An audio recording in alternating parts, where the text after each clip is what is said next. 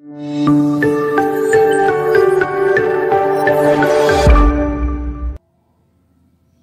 dari Injil Matius. Ketika orang-orang Farisi mendengar bahwa Yesus telah membuat orang-orang Saduki itu bungkam, berkumpullah mereka, dan seorang dari mereka, seorang ahli Taurat, bertanya untuk mencobai dia, "Guru, hukum manakah yang terutama dalam hukum Taurat?" Jawab Yesus kepadanya, "Kasihilah Tuhan Allahmu dengan segenap hatimu, dan dengan segenap jiwamu, dan dengan segenap akal budimu." Itulah hukum yang terutama dan yang pertama. Dan hukum yang kedua, yang sama dengan itu, ialah, "Kasihilah sesamamu manusia seperti dirimu sendiri." Pada kedua hukum inilah tergantung seluruh hukum Taurat dan kitab para nabi. Demikianlah sabda Tuhan.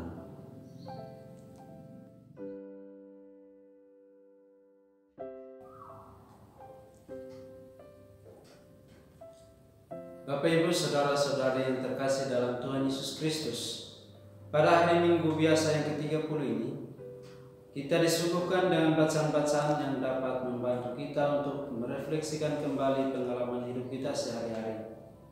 Dan melalui bacaan-bacaan ini juga kita mau untuk berefleksi bersama untuk menimba kekuatan dari sabda yang menjadi pedoman bagi arah langkah hidup kita. Oleh sebab itu saya akan membagikan sebuah permenungan kepada kita semua. Permenungan ini didasarkan pada bacaan-bacaan hari Minggu biasa yang ke-30 ini. Judul permenungan yang saya buat adalah Mengikuti Yesus Kristus dalam Cinta Kasih. Tema yang disuguhkan oleh bacaan-bacaan kita pada hari ini adalah tentang hukum. Hukum tentu tidak asing lagi bagi kita semua. Saya yakin dan percaya bahwa kita sering atau bahkan berhadapan dengan hukum dalam hidup kita sehari-hari. Di keluarga ada hukum. Misalkan, anak harus menghormati orang tua, dan orang tua harus mengajarkan anak. Di sekolah ada hukum. Misalkan, siswa membayar uang sekolah, dan guru mengajarkan siswanya. Di tempat kerja ada hukum. Misalkan ada peraturan yang harus ditaati oleh semua anggota yang bekerja di dalam. Di tempat-tempat umum ada hukum. Misalkan tidak boleh membuang sampah sembarangan, tidak boleh merokok di tempat-tempat tertentu, dan lain-lain sebagainya. Maka dapat kita katakan bahwa hukum merupakan seperangkat aturan yang mewajibkan, mengikat, dan mengharuskan. Tujuannya adalah untuk menciptakan keteraturan hidup, kesejahteraan hidup, dan daripadanya dapat mencapai kebahagiaan hidup. Bapak, Ibu, saudara-saudara yang terkasih dalam Tuhan Yesus Kristus, bangsa Israel memiliki hukum yang kita kenal sebagai hukum Taurat. Hukum tersebut mengikat dan mewajibkan bagi semua bangsa Israel, sebab hukum itu berasal dari Allah. Dalam bacaan pertama yang kita dengarkan, diambil dari Kitab Keluaran, terdapat aturan yang mengatur hubungan sosial atau relasi sosial bangsa Israel. Bentuk bahasa dalam hukum Taurat pada umumnya bersifat negatif atau berbunyi negatif. Misalkan dalam 10 perintah, di sana terdapat kata jangan mencuri, jangan membunuh, jangan berzina, dan lain sebagainya. Maka dalam bacaan pertama pada hari Minggu yang ke-30 ini, kita mendengar, jangan kau tindas dan tekan orang asing, jangan kau tindas dan tekan para janda atau para yatim piatu. Mengapa? Karena bangsa bangsa Israel pernah mengalami keadaan tertindas di negeri Mesir. Alasan lain karena yang namanya para janda, yang namanya orang asing, dan yatim piatu pada zaman itu adalah mereka yang tidak memiliki seorang pun sebagai pelindung. Maka hanya satu yang melindungi mereka, yakni hukum. Oleh sebab itu, barang siapa yang melanggar hukum harus dihukum. Orang Israel menjalani hukum Taurat. Orang Israel menjalani hukum Taurat secara literer, tanpa interpretasi atas situasi tertentu. Apa yang dikatakan oleh hukum, itulah yang dilakukan. Maka bagi orang Yahudi, hukum dipandang sebagai peraturan yang mewajibkan. Sekarang, hukum Taurat terpenuhi dalam hukum cinta kasih. Dalam Injil yang telah kita dengar bersama, Yesus mengajarkan, kasihilah Tuhan Allahmu dengan segenap hatimu, dan dengan segenap jiwamu, dan dengan segenap akal budimu, dan kasihilah sesama manusia seperti dirimu sendiri. Hukum mendapat makna baru ketika dijiwai oleh cinta kasih. Dijiwai oleh cinta kasih berarti total, harus penuh, tanpa pura-pura, dan melampaui makna harfiahnya. Artinya, hukum cinta kasih melihat suatu nilai yang melampaui hukum itu sendiri.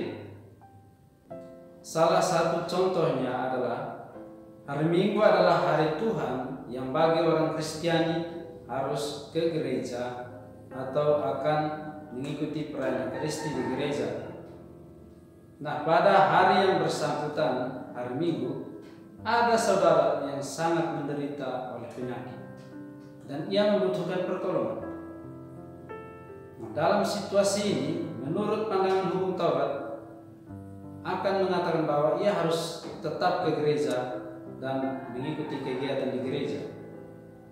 Namun menurut pandangan hukum cinta kasih, ia akan diwajibkan untuk merawat orang itu, merawat saudaranya yang sakit itu. Oleh sebab itu dikatakan bahwa cinta kasih adalah kepenuhan hukum Taurat. Mencintai Allah dan manusia merupakan suatu hukum yang mewajibkan, baik dari dalam dirinya maupun dari luar dirinya. Hal ini mewajibkan karena kita memiliki iman kepada Allah. Hukum cinta kasih menekankan totalitas mencintai. Mencintai tidak seharusnya setengah-setengah, seperempat, sebagian, melainkan harus penuh, harus total, harus full. Jadi, jika seseorang ingin membantu sesamanya, maka bantulah sampai selesai. Jika ingin memberi, maka berilah dengan sepenuh hati, tanpa ada satu kebohongan dalam diri. Mencintai Allah dan manusia adalah satu kesatuan yang tidak boleh dipisahkan. Keduanya adalah satu paket yang tidak dapat diabaikan salah satu di antaranya. Adalah tidak benar jika seseorang mengatakan bahwa ia mencintai Allah, namun dalam kehidupannya ia bentrok terhadap saudaranya, ia selalu benci terhadap saudaranya, dan bahkan tidak mau berdamai dengannya. Maka kecintaan kita kepada Allah harus kita nyatakan atau buktikan dengan mencintai sesama, dan itu memiliki nilai yang sama. Yesus mengajarkan kepada kita bahwa hukum cinta kasih merupakan hukum yang tertinggi. Sebagai pengikut Kristus, kita melihat hukum cinta kasih sebagai jiwa yang menyemangati dan mendorong perbuatan, tingkah laku, dan segala sikap tutur kata kita terhadap orang-orang yang ada di sekitar kita. Hukum cinta kasih senantiasa melampaui semua unsur kemanusiaan kita. Sikap egosentris, sikap sukuis, sikap rasis, dan lain sebagainya tidak mendapat tempat atau tidak berlaku dalam hukum cinta kasih. Bertindak atas dasar hukum cinta kasih berarti bertindak seperti Yesus Kristus sendiri. Ia senantiasa mencintai hingga mengorbankan apa yang paling berharga dalam hidupnya, yakni dirinya sendiri. Hukum cinta kasih senantiasa menuntut pengorbanan dari diri kita. Bapak, Ibu, saudara-saudari yang terkasih dalam Tuhan Yesus Kristus, kita akan mampu untuk mencintai ketika diri kita mengalami pengalaman dicintai oleh Allah. Dalam pengalaman hidup kita, baik itu pengalaman suka atau duka, pengalaman jatuh bangun, kita harus sampai pada satu titik bahwa dalam semuanya itu Tuhan atau Allah selalu mencintai kita. Pengalaman dicintai oleh Allah ini akan menjadi suatu kekuatan bagi kita untuk mencintai sesama yang ada di sekitar kita.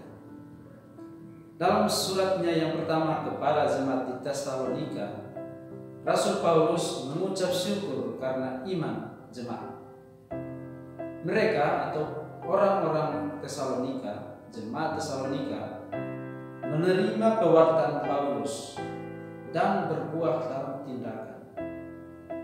Mereka menjadi teladan untuk semua orang yang percaya. Maka kita sebagai orang Kristen hendaknya menjadi teladan cinta kasih dalam kehidupan kita sehari-hari. Yesus memberikan hukum cinta kasih karena pertama-tama Ia memberikan teladan cinta kasih kepada kita sampai Ia tergantung pada saling. Saudara-saudari, kita dipanggil untuk menjadi pribadi-pribadi yang mampu memberikan teladan cinta kasih dalam kehidupan kita sehari-hari, karena kita sadar bahwa kita dicintai oleh Allah. Semoga Tuhan memberkati kita semua.